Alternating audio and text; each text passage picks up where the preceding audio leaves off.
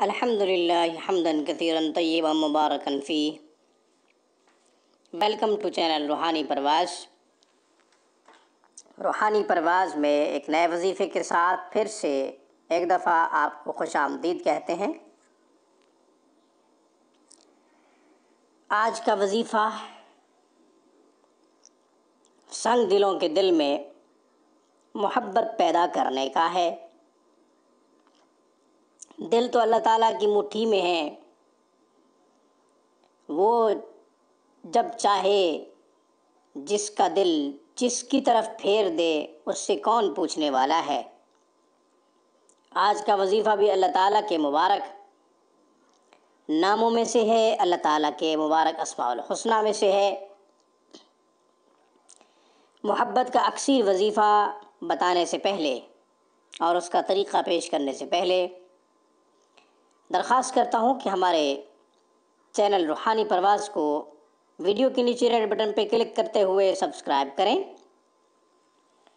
ساتھ ہی bell icon پہ press کرتے ہوئے ہماری ہر ویڈیو کا نوٹیفیکیشن حاصل کرنے کے لیے پہل کیجیے،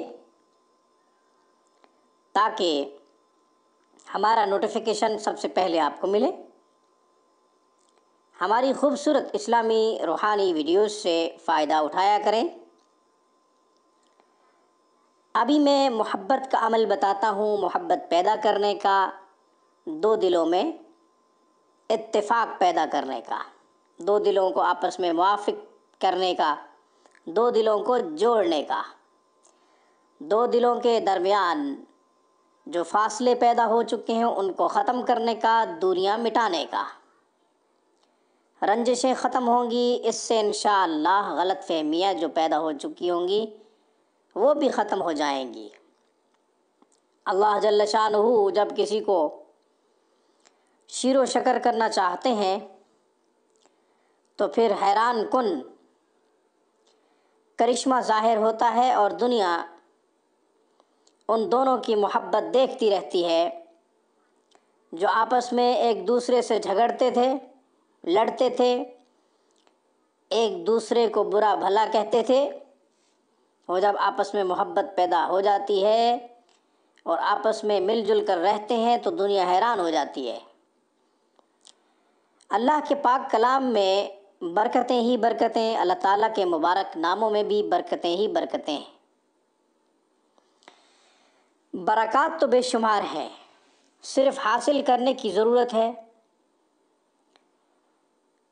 دونوں میں محبت پیدا کرنے کا جو روحانی عمل ابھی ذکر کر رہا ہوں، اس روحانی عمل کا تعلق جائز رشتوں کے درمیان محبت پیدا کرنے کا ہے۔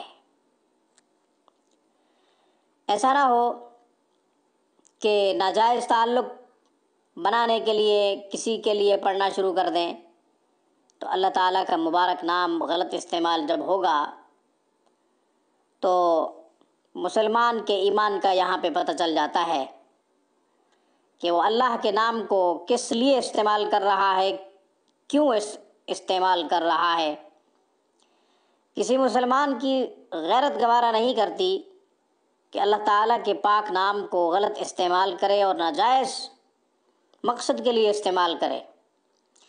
اس لیے ہمارے جتنے بھی وظائف محبت کے ہم پیش کرتے ہیں ان کا مقصد جائز رشتوں میں محبت پیدا کرنا ہے، جائز رشتوں میں اتفاق پیدا کرنا ہے، جائز رشتوں میں جو رشتے اللہ تعالیٰ نے بنائے ہیں، بہن بھائی کا رشتہ ہو گیا، میاں بیوی کا رشتہ ہو گیا، ماں بیٹے کا رشتہ ہو گیا، بیٹی ماں کا رشتہ ہو گیا، باپ بیٹے کا رشتہ ہو گیا، بیٹی اور باپ کا رشتہ ہو گیا، چچاؤں کا رشتہ، خالاؤں کا رشتہ۔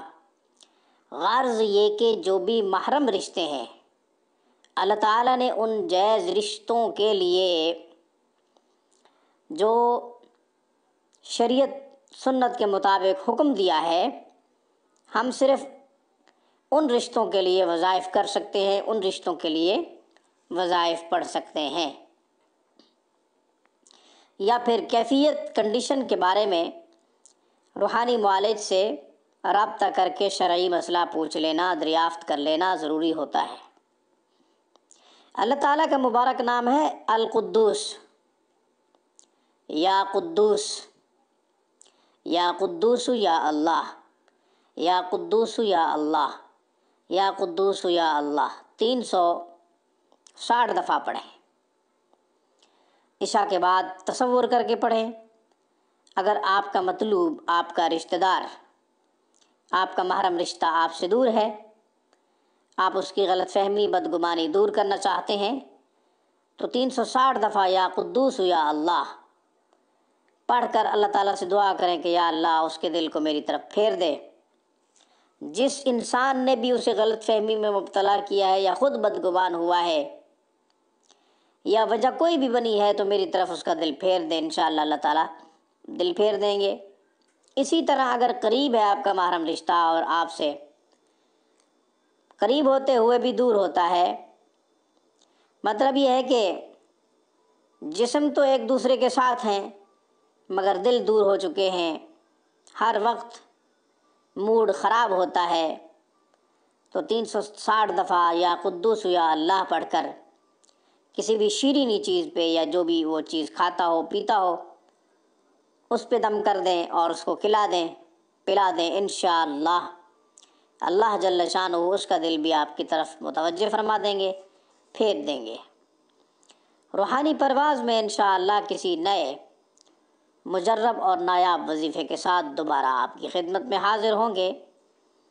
روحانی پرواز سے اس وقت مجھے اجازت دیجیے۔ السلام علیکم ورحمۃ اللہ وبرکاتہ۔ Thank you for watching my video and اللہ حافظ۔ اللہ نگہبان۔